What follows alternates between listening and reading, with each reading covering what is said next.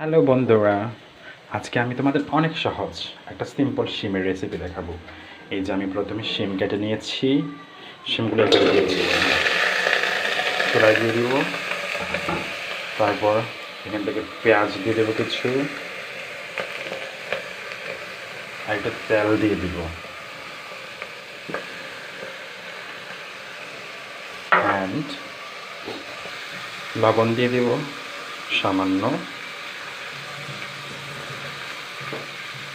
আর একটু দিয়ে দিচ্ছি সামান্য হলুদের গুঁড়ো দিয়ে দিচ্ছি। এখানে কিন্তু একদম মরিচ ব্যবহার করব না, সিম্পলভাবে করব। বাসায় যে উপকরণগুলো থাকে সেগুলো দিই, আর কিছু দিব না। এখন জাস্ট একটু কষিয়ে ঢাকনা দিয়ে ঢেকে রেখে দিব।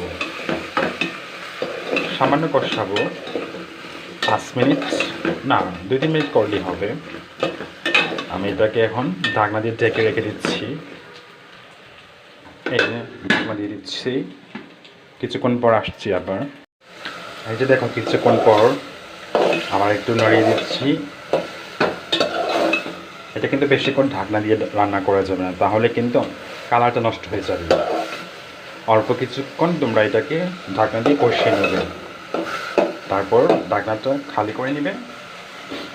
তারপর একটু সামান্য পানি দিয়ে দেবে, বেশি পানি দেওয়া যাবে না।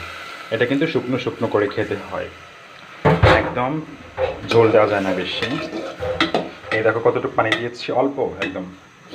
এখন আমি এটাকে রেখে দিব এভাবে যতক্ষণ পর্যন্ত পানিটা না একদম শুকিয়ে যাচ্ছে। আর আমি যে মাছগুলো একটু পরে দিয়ে দিব, ধুয়ে রেখেছি।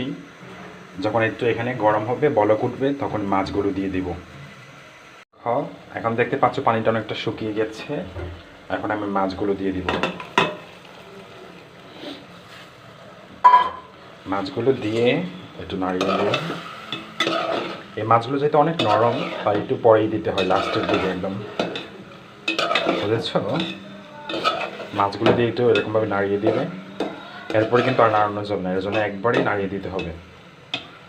তারপরে কয়েকটা কাঁচামরিচ আমি দিয়ে দিচ্ছি উপরে। কাঁচামরিচগুলো দিয়ে দেবে। এখন আমি একটু